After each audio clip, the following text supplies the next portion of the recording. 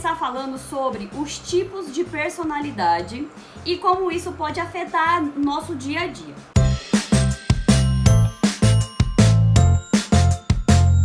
Tá.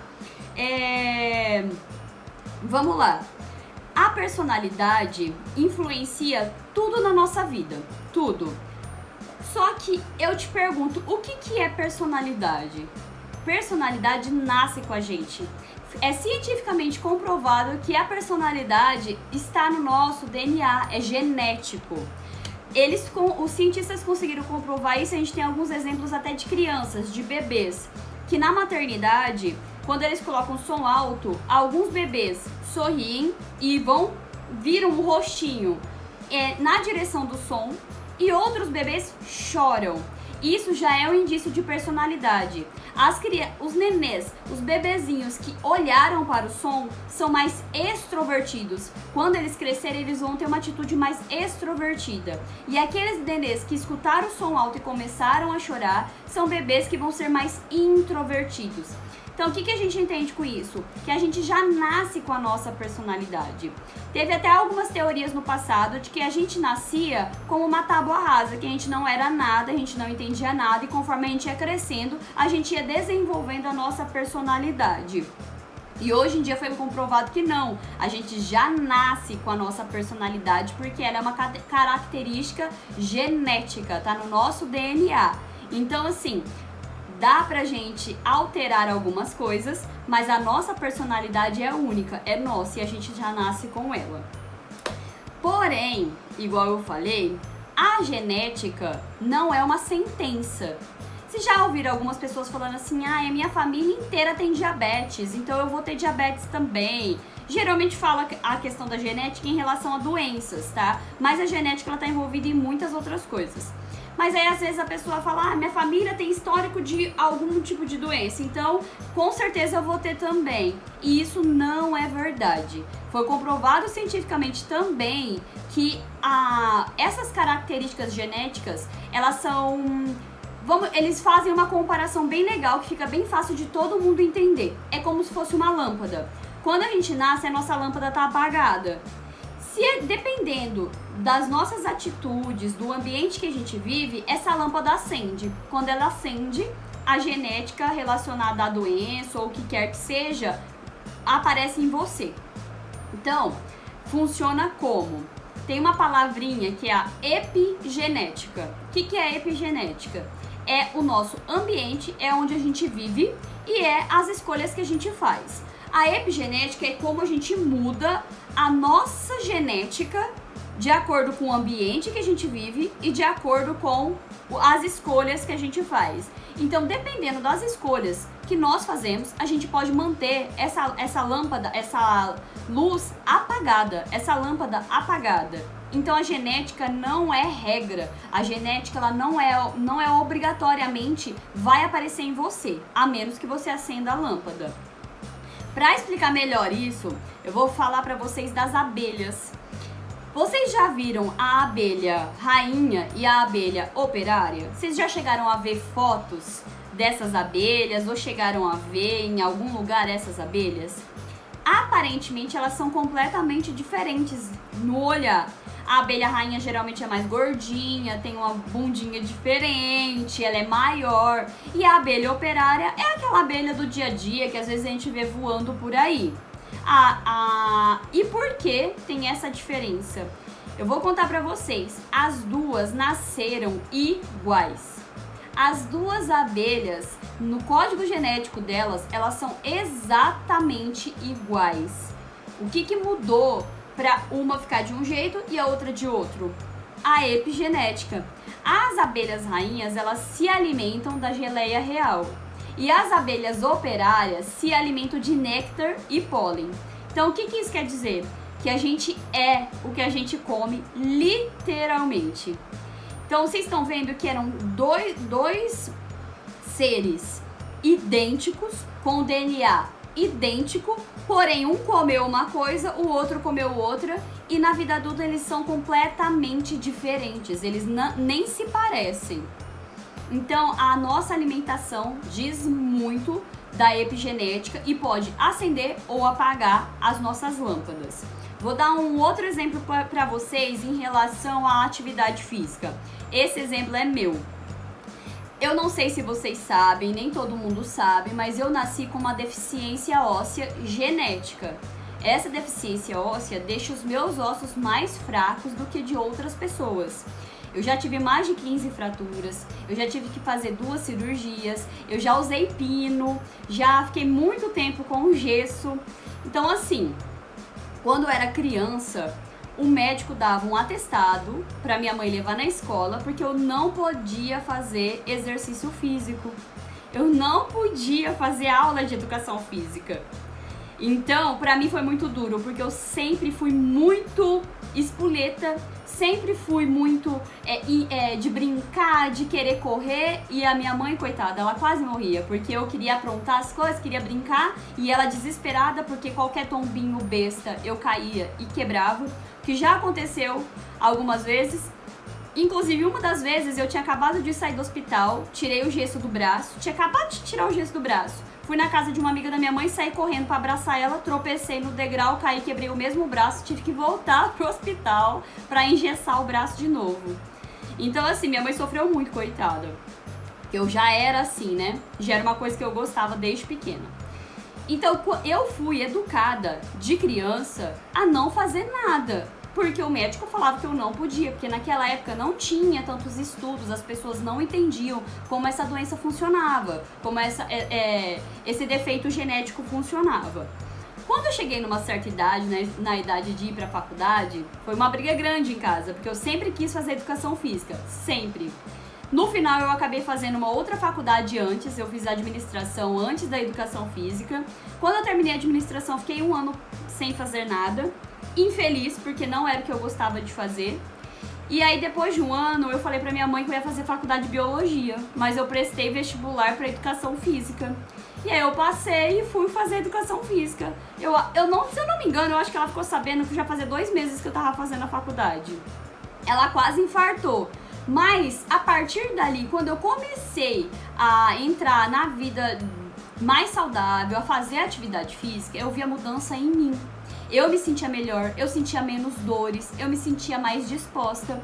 E hoje em dia é comprovado que a atividade física fortalece os ossos. Então, se os médicos soubessem disso naquela época, eu poderia ter me desenvolvido melhor na infância, poderia ter tido menos fraturas do que eu tive. Mas tudo bem. Hoje eu faço cada 2 anos exames periódicos para ver como que tá a minha deficiência. A última vez que eu fiz, que foi o ano passado, os meus ossos são mais fortes do que uma pessoa normal. Exatamente porque eu incorporei na minha vida a atividade física. Eu faço exercícios, eu amo fazer isso e eu mudei a minha genética. Porque eu já escutei de um médico, quando eu fui fazer uma investigação mais profunda desse problema, que se eu não tivesse fazendo exercícios físicos, se eu não tivesse uma alimentação boa, hoje eu poderia estar de cadeira de rodas. Então é muito difícil escutar isso. Eu já cheguei a escutar de um médico que a estimativa de vida de pessoas que têm esse tipo de problema é muito baixa. Então assim, foi muito difícil pra mim ouvir isso. Só que eu me sinto super orgulhosa de saber que hoje a minha saúde quem manda sou eu. Eu faço os meus exercícios, eu me alimento bem e isso fez toda a diferença na minha vida. Então a epigenética, que é a mudança de hábitos, é o ambiente que eu vivo, é os alimentos que eu consumo, é as coisas que eu faço, mudaram a minha genética. Então a gente já entendeu que dá pra mudar, não é uma lei universal e não quer dizer que você vai ter alguma coisa, vai ter algum problema porque alguém da sua família também tem, tá? Então vamos lá, vamos entrar nos traços de personalidade agora. Os traços de personalidade eu sempre vou falar em duplas, porque é sempre 2 extremos. Então, vocês nunca vão ser totalmente um ou totalmente o outro. Sempre vai ter uma mistura. Porém, você sempre vai pender mais para um lado ou mais para o outro. Combinado?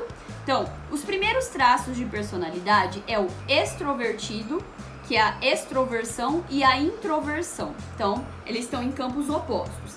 A pessoa extrovertida, ela gosta de estímulos, ela gosta de estar perto de pessoas, ela se sente mais feliz e energizada quando ela está tendo contato com outros seres humanos. Por exemplo, eu me sinto energizada de estar aqui falando com vocês, mesmo que a gente não esteja presente, mas eu sei que vocês estão aí. Então, eu me sinto energizada. Então, vocês já perceberam que eu sou mais extrovertida do que introvertida, né? Então, aí o que acontece? As pessoas extrovertidas, elas gostam mais de festa, gostam mais de barulho, gostam mais de estar perto de outras pessoas, elas gostam de conversar com toque, tocando outras pessoas. Elas se sentem, igual eu falei, energizadas quando elas estão próximas de outras pessoas. Então, o que acontece? Se a pessoa que é extrovertida e igual na pandemia ficou muito dentro de casa, provavelmente ela vai estar mais depressiva neste momento, provavelmente ela vai estar mais triste, mais desanimada, porque ela precisa desse contato para se energizar. As pessoas extrovertidas, elas se dão muito bem com o café, com a cafeína, porque elas gostam de sentir essa alegria, essa empolgação, essa animação que o café traz. Então as pessoas extrovertidas gostam muito de café. Outro indício de que você pode ser extrovertido é que pessoas extrovertidas, quando tomam bebida alcoólica, elas ficam mais introvertidas. Geralmente sentem sono, geralmente ficam mais cansadas. Por quê? Porque a bebida alcoólica, ela atua bem no córtex pré-frontal. Lembra que é a parte do cérebro que cuida da razão? Se você já é automaticamente mais extrovertido, quando você bebe a bebida alcoólica, ela não paralisa, mas ela diminui o estímulo do córtex pré-frontal. Então você acaba ficando mais sonolento. E que mais? E ela gosta muito de estimulantes. Pessoas extrovertidas têm mais tendência ao uso de drogas também. Agora vamos falar da introversão. Os introvertidos é o oposto. Gosta de calma, gosta de paz, gosta de aconchego, às vezes gosta de ficar sozinho. Pessoas introvertidas, elas se recarregam, elas energizam-se quando elas estão sozinhas. Então, às vezes, você tem aquela pessoa que você conhece, que você convida pra festa e a pessoa sempre tá recusando, às vezes ela não tá afim de ir, às vezes não é porque ela não gosta de você ou porque ela não quer estar com você, às vezes simplesmente é porque ela é introvertida e ela se sente desconfortável perto de muitas pessoas. Pessoas introvertidas sentem um desconforto emocional e físico, sentem dor física, cansaço físico de estar perto de muitas pessoas ao mesmo tempo. Eles conseguem fazer as mesmas coisas, mas é mais difícil para eles.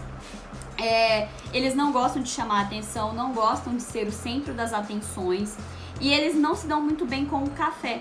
Pessoas introvertidas, elas não querem estar nesse pique de agitação o tempo inteiro. Eles preferem estar um degrau abaixo, um tom de voz mais baixo. Não conversam perto, eles gostam de conversar mais longe, não precisa ter tanto contato, tá? Pessoas introvertidas, quando bebem, elas se soltam.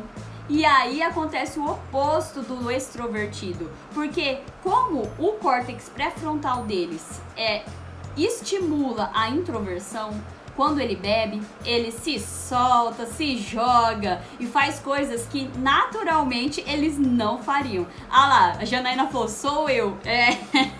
Então, é assim mesmo. Os introvertidos, eles geralmente são mais, não pessimistas, mas eles são mais, eles não têm uma alegria dentro deles implícita. Eles ficam felizes, mas a felicidade deles é um nível mais baixo. Os extrovertidos são muito alegres, só que quando bate a depressão, eles caem no fundo. O introvertido, ele é mais estável, ele consegue manter um nível de felicidade, de alegria, de animação mais constante. Então, dito extrovertidos e introvertidos, vocês já estão até me falando, sou eu, então provavelmente... lá, eu sou introvertida, mas não bebo. Não tem problema, não tem problema. Então, vocês já estão vendo que só de eu explicar quais são os sentimentos de cada personalidade, vocês já estão identificando como vocês são. Então, vamos prosseguir. Agora, a terceira e a quarta personalidade. Amabilidade e combatividade. O que é isso? Lembrando que são dois extremos, você pode estar em qualquer ponto aqui. O interessante sempre é a gente buscar o meio termo, mas é difícil. A gente tem a nossa estrutura de personalidade e a gente sempre pende mais para um lado do que para o outro. Amabilidade. Pessoas que são mais amáveis, elas às vezes são passadas para trás. Amabilidade são aquelas pessoas que elas não se impõem. Elas aceitam tudo que as outras pessoas falam pra ela. Se a pessoa fala não, ela aceita. Se a pessoa fala sim, ela aceita. Ela se deixa levar pela opinião dos outros. Ela não fala a sua própria opinião. Ela atrai as pessoas, porque as pessoas acabam se aproveitando dela. Porque ela é muito boa, ela aceita tudo, ela sempre tá abaixando a cabeça. A amabilidade tem um lado positivo, que é você sempre ser amável, você sempre ser grato, você sempre ser aquela pessoa que quer ajudar todo mundo. A pessoa que tem a amabilidade como personalidade implícita, o que ela faz? Ela tenta ajudar todo mundo, mesmo que aquilo vá prejudicar ela mesma. Então é um traço de personalidade um pouquinho perigoso, porque você acaba se deixando em último lugar e as pessoas percebem isso e se aproveitam disso. Então é um traço de personalidade que precisa de um pouco mais de atenção. Lá, eu era assim e cansei de ser usada. Isso é muito comum, Jana, inclusive já aconteceu comigo, que é a parte que o ambiente, a epigenética nos modifica. Quando você tá num ambiente que você percebe que todo mundo está se aproveitando, que todo mundo está fazendo mal, que todo mundo está te usando, você começa a pensar diferente e o ambiente que você vive começa a te fazer mudar. E aí você começa a ficar combativo, que é a combatividade. A pessoa que tem essa característica combativa, o que ela é? Ela é até considerada grosseira às vezes. É aquela pessoa que bate de frente, é aquela pessoa que sempre tem razão, é a pessoa que sempre dá a última palavra, ela não aceita não dos outros, ela gosta do conflito. Geralmente pessoas combativas gostam de discutir e gostam de mostrar que elas têm razão. E geralmente ela afasta um pouco as pessoas, porque ela tem essa característica das pessoas acharem que ela é chata, que ela é grosseira, então ela acaba afastando as outras pessoas. Então, na minha opinião, esse traço de personalidade, a amabilidade e a combatividade são os traços que a gente devia trabalhar muito pra gente permanecer no meio. Por que no meio? Pra nem a gente ofender ninguém e nem falar que a gente é melhor do que ninguém ou sabe mais do que todo mundo e nem ser idiota de ninguém. Já falo assim pra gente poder entender, porque aqui estamos entre amigos, né? Então a gente pode falar desse jeito. Mas então, é assim, a amabilidade são aquelas pessoas que aceitam tudo e a combatividade são aquelas pessoas que não aceitam nada. Então precisa do equilíbrio aí, tá? Vamos para o quinto e o sexto traço de personalidade, que é a despreocupação e a conscienciosidade. Esse traço de personalidade, ele também é muito influenciado pela epigenética, pelo ambiente em que você vive. A despreocupação são pessoas indisciplinadas, desorganizadas, que não se preocupam com o horário, que não se preocupam com limpeza. Até ligam pra limpeza, mas nem tanto. Não é o ponto principal da preocupação deles, tá? Eles não gostam de prazos, não gostam de pressão. Pessoas despreocupadas que vivem com pessoas que são mais conscientes, elas tendem a ficar mais estressadas. Eula, você é bagunceira? Então, quando a pessoa que é mais despreocupada, se ela vive com uma pessoa que é mais preocupada com a organização, mais preocupada com a limpeza, mais preocupada com o dia a dia, com a organização, ela vai ficar mais ansiosa e vai ficar mais estressada. Porque essa pessoa, ela é alguém desorganizado da personalidade. Dá pra mudar? Dá, porque eu mudei. Eu era muito. Eu falei que hoje eu ia abrir meu coração e ia contar muitas coisas pessoais. Então eu vou contar pra vocês. Se a minha mãe ver essa live, com certeza ela comentaria aqui também.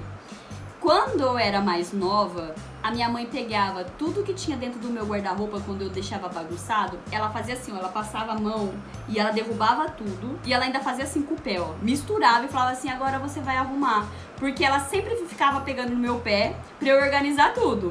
E aí eu não organizava. Aí o que ela fazia? Ela ia lá e bagunçava o triplo pra eu poder separar tintim por tintim. É o marido que bagunça tudo e aí você que fica estressada. É assim aqui em casa também. Hoje em dia é assim. Aí o que acontece? Por a minha mãe ser assim e ela me cobrar organização, eu passei a ser mais organizada. Hoje em dia, aqui em casa, a organizada sou eu. E aí, quem se estressa com a desorganização sou eu. Então, a gente pode mudar a genética, a gente pode mudar a personalidade, tá, gente? Vamos passar para a conscienciosidade, que são as pessoas mais preocupadas. Essas pessoas, elas são mais organizadas, elas são mais focadas.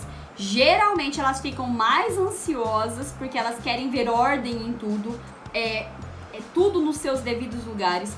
Pessoas assim, quando elas estão no ambiente bagunçado, elas se sentem mal, elas sentem a carga, elas ficam muito estressadas, muito nervosas, sentem dores musculares, inclusive por estar na bagunça, porque para elas não é natural estar no meio da bagunça, tá?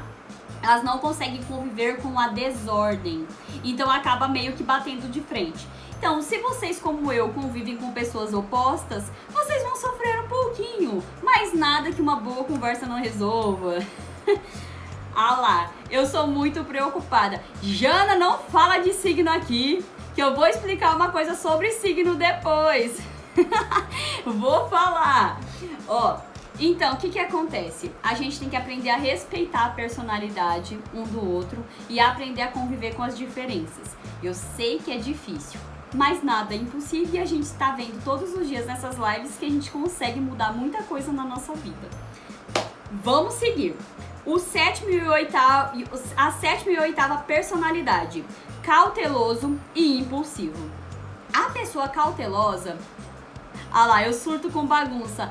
Olha, Cássia, eu vou te falar, eu também surto, mas eu tenho que respirar fundo, fazer uma meditação e seguir em frente, porque nem tudo está ao meu controle e se eu ficar louca com tudo, eu não vou conseguir fazer meu exercício, não vou conseguir sobreviver, então a gente tem que se adaptar. Vamos lá. A pessoa cautelosa é aquela que é muito preocupada, que é muito perfeccionista e acaba sendo procrastinadora. Por quê? A pessoa que é cautelosa, quando ela vai começar algo novo, ó os meus nenéns fazendo escândalo. Quando elas vão começar algo novo, elas querem que isso seja completamente perfeito, completamente organizado, completamente redondinho. E aí elas acabam deixando pra depois, porque nada é perfeito na vida da gente. Nada. Então, se a gente fica buscando a perfeição, a gente não vai sair do lugar. Por isso que a gente precisa ter um equilíbrio entre os dois extremos da personalidade.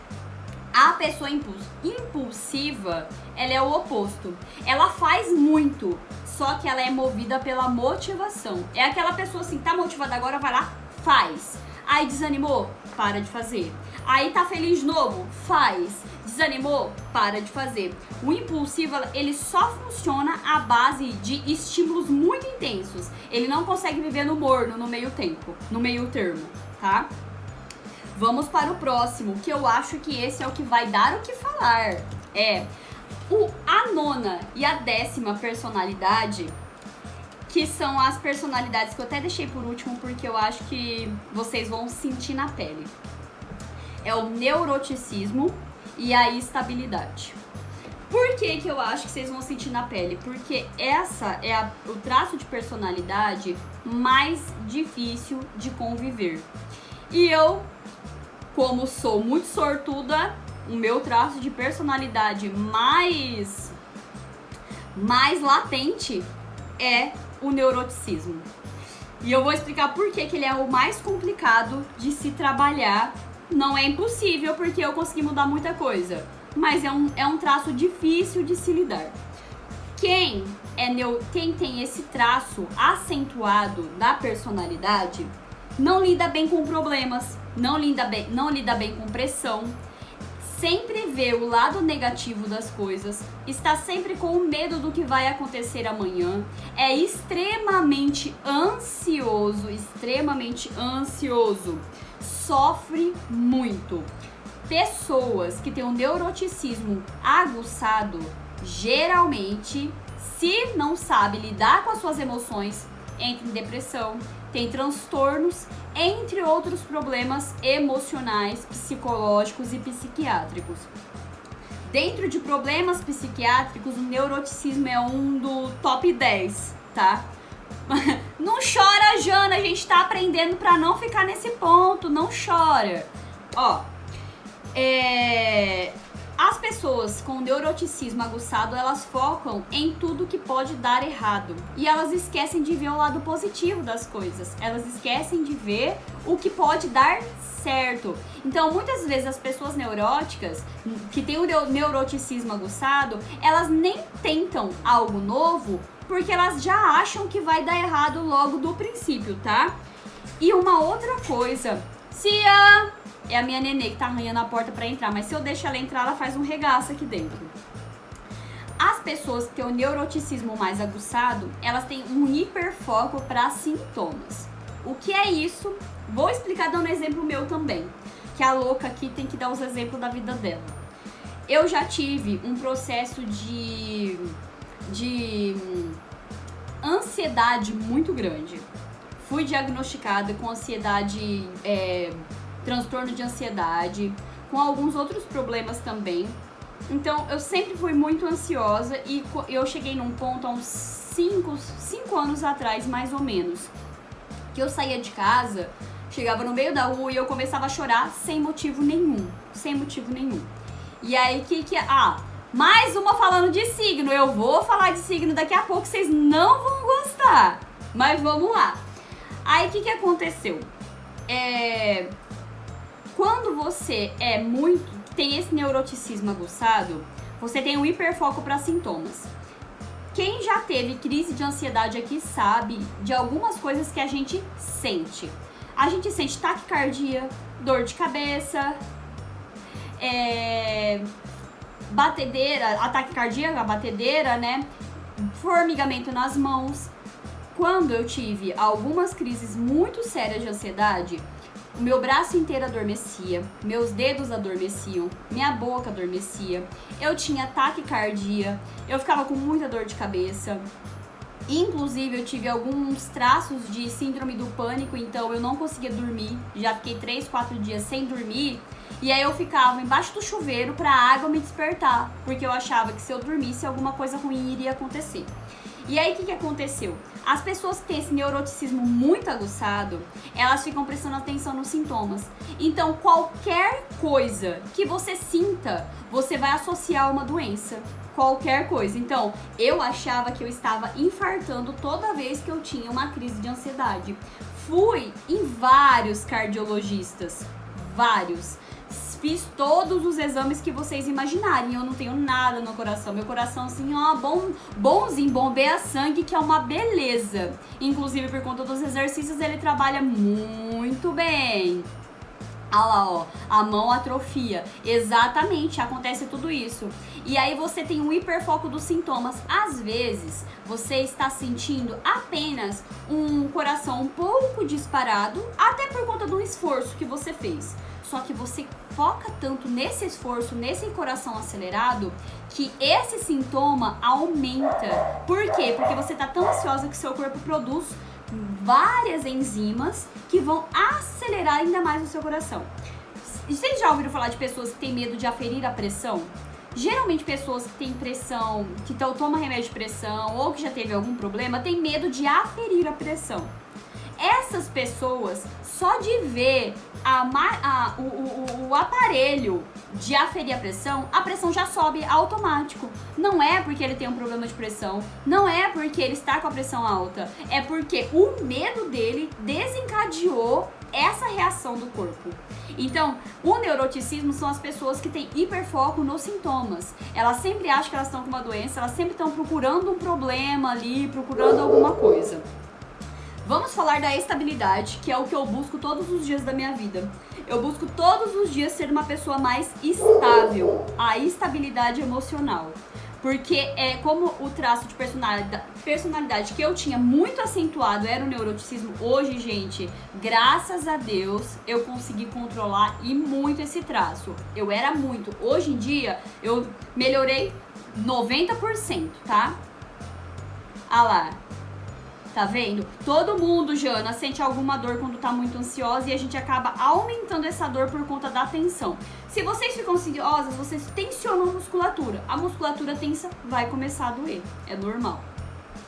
A estabilidade é uma pessoa, a pessoa que tem esse traço, ela é emocionalmente mais inteligente, ela sabe lidar com os problemas que acontecem, ela sabe que problemas vão acontecer, mas ela sabe como responder esses problemas. Ela não lida mal com os problemas, ela sabe argumentar, ela se conhece bem e se conhecendo, ela consegue mudar as coisas, tá? Ela foca nas oportunidades e não nos problemas. Então, gente, ó, falei dos 10 traços de personalidade pra vocês já. E o importante é a gente respeitar as personalidades. A gente tem que respeitar quem a gente tem que entender como as pessoas que convivem com a gente são e saber que se tá incomodando a gente precisa mudar. Ó, eu vou dar uma dica agora, principalmente para as pessoas que têm esse traço do neuroticismo. Essa dica serve para todas as personalidades, mas para quem tem esse traço do neuroticismo é obrigatório, na verdade. Inclusive médicos dizem isso, é obrigatório essa dica que eu vou dar aqui agora. Primeira coisa, tirar alimentos inflamatórios da sua dieta. Todo alimento inflamatório vai te causar uma reação de dor em alguma parte do seu corpo ou vai ser associada a alguma doença. E a pessoa que tem o neuroticismo muito forte, ela tem o hiperfoco nos sintomas, ela sempre vai achar que tá doente, ela vai acabar atraindo doenças para a vida dela. Então, precisa tirar alimentos inflamatórios, tá? Alimentos inflamatórios, açúcar, gorduras industrializadas e alimentos industrializados. De forma geral, seria isso, tá? E outra coisa, exercício físico. Porque o exercício físico a gente sabe que é comprovado benefício para todas as pessoas. Exercício físico é bom para todo mundo, Porém, para as pessoas que têm o neuroticismo aguçado, o exercício ajuda a liberar endorfinas, a liberar enzimas positivas no seu corpo e te ajudar a diminuir a ansiedade. Então, assim, é uma dica para todas as personalidades, mas quem tem o neuroticismo aguçado é obrigatório. Se você quer se sentir melhor, é obrigatório. Vamos lá também. Agora que vocês já sabem quais são a personalidade de vocês, o que vocês podem fazer? Uma dica. Vocês podem pegar aquele plano de vida que a gente montou na primeira aula. Vocês vão ler a pessoa que vocês querem se tornar. E aí, de acordo com o que vocês escreveram lá, vocês vão conseguir identificar quais são os traços de personalidade que vocês precisam adquirir, se vocês ainda não têm. Então agora, tá vendo como que se conhecer o conhecimento e se conhecer pode fazer você mudar as estratégias para ser uma pessoa melhor? Então, vamos continuar. Agora que eu já falei das personalidades, eu vou entrar na parte do porquê você escolhe o sofrimento. E vocês vão entender o porquê que eu tô falando isso. Primeira coisa, eu vou falar sobre os signos. Já que vocês comentaram, eu não ia tocar nesse assunto porque eu acho que eu vou causar uma intriga. Mas já que vocês comentaram, eu vou falar aqui. As pessoas que colocam a culpa no signo da sua personalidade, elas estão escolhendo sofrer, vocês sabiam? Elas estão escolhendo sofrimento, porque elas justificam uma atitude ruim que elas têm, que é por conta do signo. Então, se vocês têm uma atitude que não é boa, que te faz mal, não justifiquem com o signo. A culpa é sua. Desculpa falar isso, mas a culpa é sua. Por quê? Você, todo mundo que tá aqui, todo mundo que assistir essa live depois, tenho certeza que sempre tem alguma coisa que você queira mudar na sua vida. Sempre tem alguma coisa que você gostaria de melhorar. Então, dito isso, se você tem alguma coisa que você quer melhorar, eu vou te perguntar agora, o que você está fazendo pra mudar? O que você tá fazendo pra mudar essa coisa que não é boa pra você, que te faz mal, que tá te fazendo infeliz, que tá levando a sua vida mais pra baixo? Saudades, Márcia! Nossa, quanto tempo! Ai, gente, desculpa, uma aluna minha de tantos anos, que saudade. Ó, então, se você deseja mudar alguma coisa na sua vida, se tem alguma coisa que tá te fazendo mal e você não faz nada, então me desculpa, mas você está escolhendo o sofrimento. E é verdade. Se você escolhe não fazer nada, você está escolhendo sofrer. Porque se é uma coisa que te faz mal, se é uma coisa que você quer mudar e você não muda, não faz nada, não gera ação, você está escolhendo o sofrimento. Eu vou falar sobre 2 tipos de mentalidade. Mentalidade fixa e mentalidade de crescimento. Pessoas de mentalidade física é igual aquela música da Gabriela. Eu nasci assim, eu cresci assim. São pessoas que não querem mudar. Que elas ficam com aquela mentalidade fixa de que do que jeito que tá bom. E mesmo que elas estejam infelizes, elas seguem a vida como se nada tivesse acontecido. Ah lá. Mas não justifica o signo, hein? Você pode mudar qualquer traço da sua personalidade, independente do signo que você tenha, tá? A pessoa que tem a mente fixa, ela não acredita que o esforço vale a pena. Ela não acredita que se esforçar vai mudar alguma coisa. Ela é muito fechada. A pessoa que tem a mentalidade de crescimento, ela acredita em esforço. Ela sabe que quanto mais ela trabalhar, mais ela vai conquistar. Quanto mais ela melhorar, quanto mais hábitos ela conseguir conquistar, melhor ela vai ser. Ela busca conhecimento, ela busca melhorar as habilidades que ela tem, ela busca melhorar os talentos que ela tem e desenvolver mais esses talentos. Então, a gente precisa parar de ter essa mentalidade fixa e começar a ter uma mentalidade de crescimento. Porque só assim a gente vai conseguir alcançar uma evolução maior. Alcançar aquele plano que a gente colocou lá na primeira aula. Então, vou falar mais uma coisa. Quem foge dos problemas não cresce. Quem não tem coragem de arriscar, não cresce. Então, se você quer crescimento, se você quer evoluir, se você quer melhorar, vai doer de vez em quando. É normal. A vida é assim, tá? Não existe mudança sem desconforto. Não existe. Mas eu tenho uma boa notícia pra você. Que depois do desconforto vem o conforto.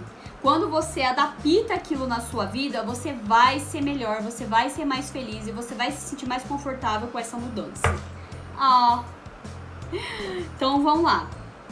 E a gente tem que aprender a parar de nos comparar com outras pessoas, tá? Essa melhora, essa evolução é partir de você. É ser 1% melhor do que você era ontem. É essa comparação que a gente deve fazer, tá? Seja uma versão melhor de si mesmo. Não se compare com outras pessoas, tá? A gente viu que a nossa personalidade pode mudar, a nossa genética pode mudar e o nosso cérebro pode mudar. E eu tenho um mentor que chama Pedro Calabres, ele é um neurocientista. E ele contou uma história num curso que eu fiz com ele e eu quero compartilhar essa história aqui com vocês. É de uma criança que se chama Matthew. Essa criança, ela nasceu normal e por volta dos 3 anos de idade, ela começou a ter acessos, crises. E os pais não sabiam do que se tratava essas crises. Levava para o hospital, voltava para casa, levava para o hospital, ninguém descobriu o que ele tinha. Passado, se eu não me engano, 1 ano mais ou menos, os médicos falaram que ele tinha uma epilepsia. Mas as crises deles estavam muito intensas, ele estava tendo crise todos os dias, com um intervalo muito curto de tempo entre uma crise e outra. E aí a mãe e o pai viram que o hospital que estava levando eles, os médicos que estavam atendendo, não tinha estrutura bastante para descobrir exatamente o que essa criança tinha. Então o que eles fizeram? Eles juntaram todo o dinheiro que eles tinham e foram para um hospital numa cidade grande, tá? Chegando nesse hospital, essa criança foi examinada e descobriram que ele tinha uma doença muito rara mesmo. E aí os médicos disseram pro pai e pra mãe dessa criança que a única forma dele ter uma vida um pouco mais, uma vida um pouco melhor, seria tirar metade do cérebro dele. Teriam que abrir a cabecinha de uma criança de 4 anos de idade e tirar metade do cérebro. O pai e a mãe da criança não aceitaram a cirurgia, só que a criança continuou piorando. E essas crises foram ficando mais intensas e ele já não saía mais do hospital, ele não tinha uma vida normal, ele não podia sair de casa mais, ele não podia ir para casa, ele só vivia no hospital. E por conta de tudo isso, os pais dessa criança aceitaram a cirurgia. E ele fez. E foi extraído da cabecinha dele metade, uma parte inteira do cérebro. Vocês já viram a imagem do cérebro, né? Ela partida no meio, tem 2 partes. Eles extraíram metade. A metade que estava comprometida pela doença inteira foi extraída. Depois da cirurgia, todos os medos dos pais dele vieram à tona. Porque quando ele acordou da cirurgia, ele não falava mais, ele não andava mais, ele não conseguia comer mais sozinho, ele não conseguia mais fazer nada. Eu vou parar essa história por aqui e eu vou contar o final dela daqui a pouquinho. O que eu quero falar pra vocês agora? Que se a gente dá foco pra dor, dá foco pro sofrimento, ele cresce. Se a gente dá foco pra oportunidade, a oportunidade cresce. Quem dá foco à dor está escolhendo o sofrimento. Está escolhendo sofrer. Onde está o seu foco hoje? O seu foco está na dor ou está na evolução? O seu foco está na tristeza ou está na oportunidade de ser alguém melhor e evoluir? A gente precisa pensar muito nisso, onde a gente está colocando o nosso foco. Onde você põe foco, cresce. Seja bom ou seja ruim, vai crescer, tá? A vida que a gente tem hoje é consequência de onde a gente está colocando o nosso foco. É consequência do que a gente faz. Ninguém acorda obeso de um dia para o outro. A pessoa que se tornou obesa, ela conseguiu isso, conquistou isso com muitos dias sentada em frente da TV, assistindo Netflix e comendo batatinha frita. Então, assim, você constrói aos poucos, tanto coisas boas quanto coisas ruins, tá? A saúde da gente não vai embora de um dia para o outro. Ela é construída dia a dia com as escolhas ruins que a gente faz. Então, ficar sentado comendo besteira vai construir uma vida ruim. Você levantar e fazer exercício vai construir uma vida melhor, tá?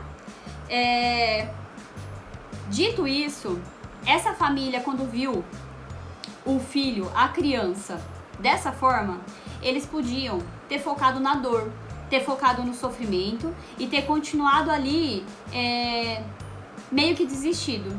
Mas eles não desistiram. Eles focaram na oportunidade. Eles correram atrás de todos os tratamentos possíveis e eles ficaram do lado dessa criança 24 horas por dia auxiliando ela. Ele, em menos de um ano, voltou a falar, ele reaprendeu a falar, ele reaprendeu a andar, ele reaprendeu a brincar e ele teve uma vida normal. Essa criança hoje é um adulto, ele existe, ele está vivo, ele trabalha num supermercado e ele tem uma vida normal. Porque o nosso cérebro se reinventa. O cérebro dele, em uma parte só, em uma metade, fez o que um cérebro inteiro poderia fazer. Ele estudou, ele foi pra escola, ele fez tudo. Me fala agora, se uma criança que passou por uma cirurgia dessa dimensão, que perdeu metade do cérebro, conseguiu reaprender e ter uma vida normal, por que você tá dando desculpa? Eu sei, é pesado e é pra doer mesmo, é pra você sentir essa dor mesmo. Porque é na dor que às vezes a gente se fortalece e renasce. Então, gente, não tem desculpas, nem em signo, nem na personalidade, nem nenhum problema, porque problema todo mundo tem. E se a gente ficar focando no problema, no problema, na tristeza, ela vai aumentar, ela vai crescer, tá? Agora, a gente vai fazer uma última estratégia A gente já tá encerrando a live, tá, gente? Eu sei que eu ando falando muito aqui, a gente já tá encerrando. Eu quero falar sobre uma última estratégia pra vocês, tá? Eu quero que agora vocês imaginem que se caso vocês morressem hoje, e não estou falando de religião, não estou falando de nada, mas faz de conta que quando a gente morre, a gente vai pra um lugar que a gente tem um sofazinho e uma TV. E aí você senta nesse sofá e você olha a sua vida toda passando na tela da TV. Você começa a rever a sua vida inteira. E aí você tem a oportunidade de ou desaparecer ou reviver a sua vida igualzinha, sem mudança nenhuma. Você pode desaparecer e não poder viver mais, ou você pode voltar e reviver a sua vida da mesma forma que você está vivendo agora, sem mudança nenhuma. Você ia querer reviver a sua vida? Você iria querer fazer tudo do mesmo jeito, igualzinho? Será que você não tem nenhum arrependimento? Ou que daqui pra frente você não queira mudar algo que não tá te fazendo bem? É uma reflexão pra terminar de dar a porrada que eu dei agora há pouco. Mas é uma porrada com carinho, é uma porrada de amor pra vocês, tá bom?